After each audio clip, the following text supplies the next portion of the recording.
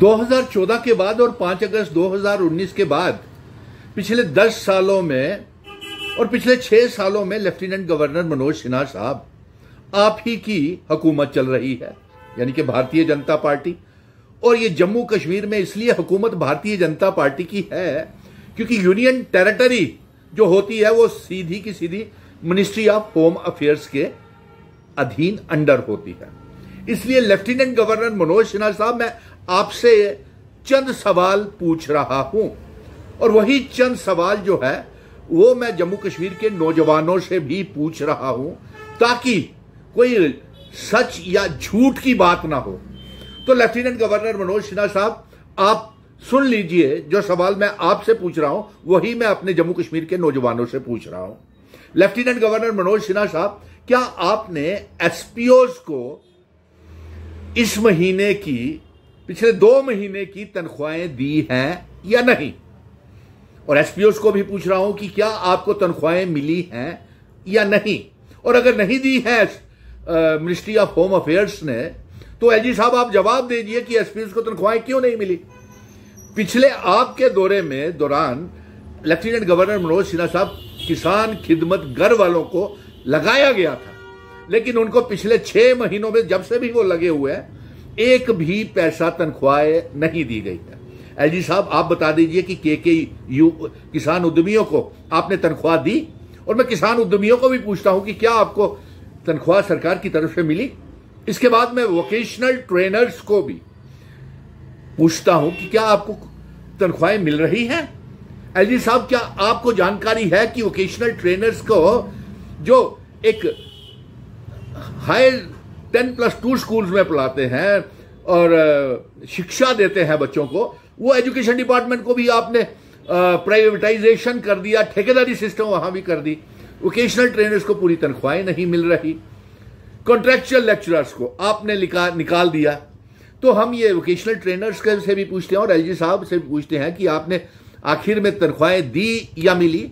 ये दोनों बातें बताइए। उसके बाद एलजी मनोज सिन्हा साहब, आपको कई बार मैकेनिकल इंजीनियर्स, सिविल इंजीनियर्स और आज खास तौर के ऊपर जेई मैकेनिकल्स की मैं बात कर रहा हूं, एलजी साहब आपकी सरकार ने पिछले सालों में कितनी जेई मैकेनिकल्स की पोस्टें एडवर्टाइजमेंट की है?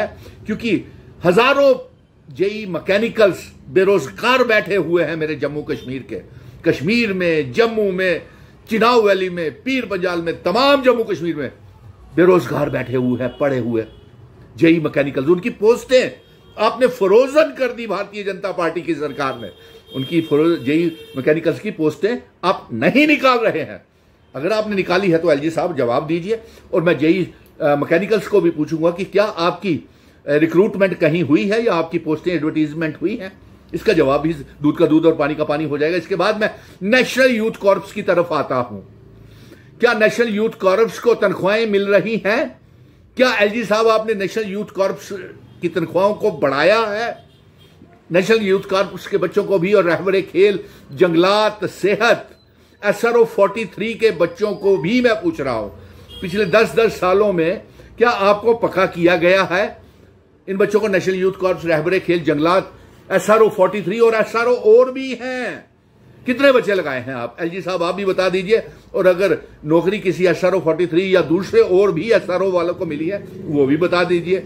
JKSSB के चुने हुए फाइनेंस और अकाउंट्स असिस्टेंट्स में जो कंपाइलर्स की पोस्टें हैं, वो चुने हुए, सिलेक्शन लिस्टें निकली हुई, वेरिफिकेशन हुई, उनको ज्वाइनिंग रिपोर्ट्स नहीं मिल रही है कई सालों में। एलजी साहब, मैं उनसे भी, वो कंपाइलर्स की जो पोस्टें हैं उनसे भी मैं पूछता हूं कि आपकी सिलेक्शन हुई है तो क्या आपको ज्वाइनिंग डाली है इन्होंने? कितने साल हो गए? ये भी आप फाइनेंस अकाउंट्स और कंपाइलर्स जो है JKSSB फाइनेंस अकाउंट्स के, वो भी जवाब दे दीजिए। अब उसके बाद हम आते हैं कंटिंजेंट पेड वर्कर्स की तरफ। Contingent paid workers, land donors और सरकारी स्कूल के कुक्स के साथ तो आपने बेहद बद्दा मजाक कर दिया। उनको 700-800 रुपया महीने के ऊपर पिछले 10-10, 15-15 सालों से लगे हुए हैं। ना उनको पक्का किया, ना उनकी जमीनें भी ले ली, ना उनको तनख्वाहें दी, ना जमीनों की कीमत दी और ना ही उनको नौकरी दी। ये हाल है एलजी साहब। और मैं इनसे भी पूछ लेता हूं, चलिए contingent paid worker, कुक्स, land owners, क्या आपको सरकार ने नौकरी लगाई? क्योंकि 10 सालों में तो भारतीय जनता पार्टी की और 6 साल से तो लेफ्टिनेंट गवर्नर मनोज सिन्हा साहब ही हुकूमत कर रहे हैं जम्मू कश्मीर के ऊपर। अब मैं और आता हूं आगे। PHE, PDD, PWD के डेली वेजर्स, जम्मू नगर निगम, जम्मू म्युनिसिपल कॉरपोरेशन, जिसके हजारों सफाई कर्मचारी, सिलेक्शन लिस्ट 600 चुने हुए सफाई कर्मचारी, उनको नहीं भर्ती कर रही, लेकिन बाहर से प्राइवेटाइजेशन करके जम्मू नगर निगम और जम्मू म्युनिसिपल कॉरपोरेशन को प्राइवेटाइज किया जा रहा है। एलजी साहब बताएं, हम सफाई कर्मचारियों के नेताओं से भी पूछ लेते हैं। कल उनके साथ मुझे धरने पे बैठना पड़ा। हमारी सरकार है, गठबंधन की सरकार है, हम इनसे काम करवाएंगे, लेकिन अभी जुम्मा 4 दिन ही तो हुए हैं इनको आए हुए, लेकिन उसके ऊपर भी आपने ऐसी साजिशें डाल दी हैं।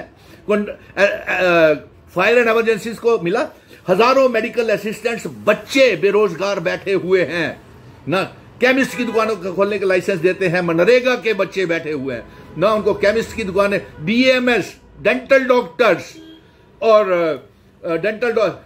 योगा ट्रेनर्स, आपने दरबार मूव भी बंद कर दिया।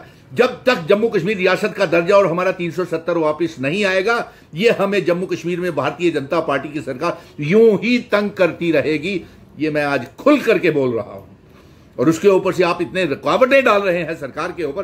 बिजनेस रूल्स, क्या बिजनेस रूल्स कि चुनी हुई सरकार को काम ही ना करने दिया जाए और उसके रास्ते में रुकावटें डाली जाए? अरे रियासत का दर्जा वापस दीजिए, चीफ मिनिस्टर, मिनिस्टर्स को ताकत दीजिए। आपने क्या ये उनके ऊपर साजिश करके और उनको काम करने नहीं दे रही भारतीय जनता